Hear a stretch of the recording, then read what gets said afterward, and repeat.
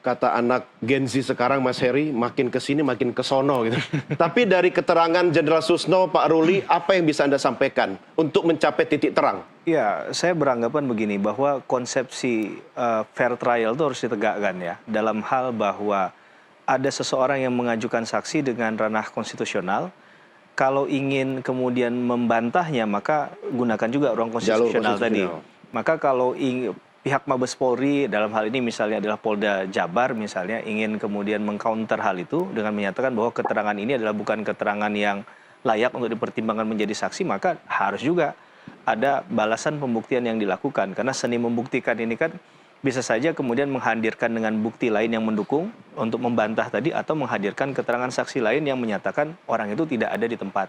Nah, contohnya mungkin ya siapa yang bertugas pada saat itu juga bisa memberikan keterangan kan untuk menyatakan bahwa ini benar atau tidak pernyataannya. Jauh sebelum pernyataan itu benar atau tidak, memastikan bahwa orang yang bersangkutan ada di TKP atau tidak. Maka kita tidak lagi pada ranah untuk memihak si A atau si B yang benar. Tapi kita bisa melihat secara visual dan secara audio bisa mendengarkan keterangan tadi itu. Bantah-membantahnya ada seninya yang memang dilakukan, bukan asal bantah-membantah saja, asal mendowngrade bahwa ini bukan saksi, tapi benar-benar memang didasarkan pada fakta, ataupun berdasarkan pada keterangan saksi yang lain, ataupun berdasarkan bukti-bukti lain yang mendukung untuk menyatakan hal itu. Ini kan kita bicara soal keterangan saksi pun harus diuji. Ya. Tetapi kehadiran seorang saksi pun apa tidak harus juga dipertanyakan sejak awal? Kok tiba-tiba dia kayak sinetron India muncul? Jangan-jangan ini bagian dari settingan dengan tidak bermaksud ya mengurangi kepercayaan Pak Ruli ya terhadap saksi Adi ya.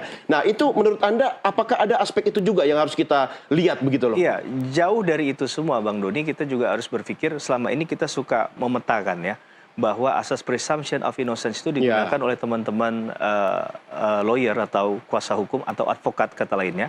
Tapi di sisi yang lain, asas presumption of guilt, bahwa orang itu punya kesalahan dan harus membuktikan orang itu bersalah, itu ada di pandangan atau pemikiran teman-teman aparat penegak hukum, apakah dari level penyidikan sampai penuntutan. Nah ini yang menjadi persoalan kalau seandainya asas tadi dipakai tanpa mempertimbangkan faktanya. Nah, jadi akhirnya tidak ada titik temu. Akhirnya yang pemikirannya adalah saya harus bisa membuktikan orang ini salah. Nah bagaimana faktanya kalau ternyata orangnya tidak memiliki kesalahan, karena elementer dalam tetap dengan alat bukti dong kan? Ya, elementer dalam pertanggungjawaban pidana itu ada perbuatan pidana, ada kesalahannya. Kesalahan itu bisa dolus, bisa culpa, bisa kesengajaan, bisa kealpaan. Nah, kita akan bicara di tataran itu nantinya. Nah, berkaitan dengan keterangan saksi ya tentunya memang ini perdebatan ya, apakah keterangan saksi itu adalah alat bukti yang utama atau dia sama saja dengan keterangan katakanlah alat bukti yang lain dalam 5 alat bukti yang sah dalam 184 KUHP. Nah, kalau kita melihat dalam kasus ini, memang untuk mendebat apakah ini perbuatan pidana atau tidak, maka harus ada hasil otopsinya yang untuk menyatakan yang benar itu yang mana sebenarnya kan. Yang kedua, tentunya saksi yang melihat keadaan sekitar, karena kalau berharap CCTV nggak ada saat itu. Ya kan ada 2 polisi kan yang katanya kemudian mengangkat jenazah dibantu oleh Adi ya kan. Betul. Itu aja dikonfrontir dihadirkan begitu. Betul, kan? dalam arti lain kita mengatakan yang tidak ada jangan diadakan, yang ada ini yang dimanfaatkan. Jadi sesuatu yang ada ini yang harus dipastikan terlebih dahulu sebagai pintu masuk awal untuk melihat, mengkonstantir, istilah dalam hukum itu mengkonstantir peristiwa Bang Doni. Apakah kemudian ini lanjut ke penyidikan atau tidak? Sayangnya ya tadi ya ada dualisme dalam hal laporan tadi, dalam hal ijtihadnya dalam tanda petik menentukan apakah ini perbuatan pidana atau tidak dari lingkup instansi yang sebenarnya sama. Maka sebenarnya sumbernya menurut saya selesaikan dulu di awal tadi, dipastikan dulu dengan keyakinan yang mana digunakan dan menjawab juga bahwa ternyata ada koreksi nih ketika di Polsek, kan boleh saja misalnya ternyata memang ditemukan faktanya ada koreksi terkait dengan proses penyidikan yang dilakukan pada saat itu. Tapi semuanya tentu dituntut transparan, akuntabel, bukan sesuatu yang kemudian diambil hanya berdasarkan kewenangan semata. Kalau paralel kemudian dengan mengkonfrontir pada 2 polisi yang pada saat itu di TKP membantu mengangkat jenazah, memungkinkan? Saya rasa dalam perkara ini kan ibarat puzzle ya. Itu sesuatu yang menurut saya penting juga, tapi kita tidak bisa menyandarkan hal itu karena mungkin problematiknya banyak. Apakah dia mau dihadirkan atau tidak? Kalau tidak dihadirkan jadi gelap ini. Nah, persoalannya dalam ranah PK jarang sekali hakim itu lebih aktif ya untuk kemudian mengambil porsi untuk meminta kehadiran dari orang-orang yang mungkin saja memberikan setitik, bukan hanya setitik, tapi kumpulan cahaya terang tadi.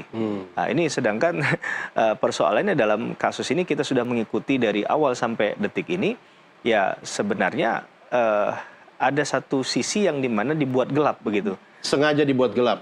Menurut saya ada faktor kesengajaan kalau seandainya sudah banyak komentar, sudah banyak arah untuk mengatakan... Yang gelap itu maksudnya di aspek polisinya begitu? Menurut saya dalam proses pembuktian di awal perkara ini yang harusnya dibuka terang benderang. Ya. Bukan hanya dari segi... Ya kan dari hulunya kan polisi terlibat di situ. Betul, dari segi administrasi. Karena bagaimanapun administrasi penanganan perkara ketika dilimpahkan kan pasti ini juga bukan sesuatu yang tiba-tiba dilakukan. Ya, taruhlah Dr. Heri, ini teori konspirasi ya. Ya, kita berandai-andai karena selama ini kan kita juga, saya pinjam statementnya Pak Susno, jangan-jangan ini kasus mimpi menghayal aja kan? Karena dari awal sudah jelas sebenarnya.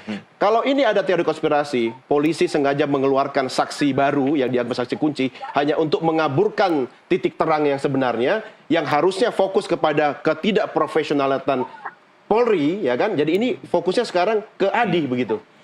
Ya, teori konspirasi ini kita pelajari, tapi memang dalam ranah pembuktiannya kita harus akui agak sulit membuktikannya. Iya. Ini titik lemah dalam hal kita belajar hukum acara pidana ya, bahwa teorinya mungkin setebal ini bukunya, tapi ketika fakta untuk membuktikan itu tidak ada, itu agak susah. Maka menurut saya yang paling singkat adalah kembalikan ke faktanya. Faktanya seperti apa sih?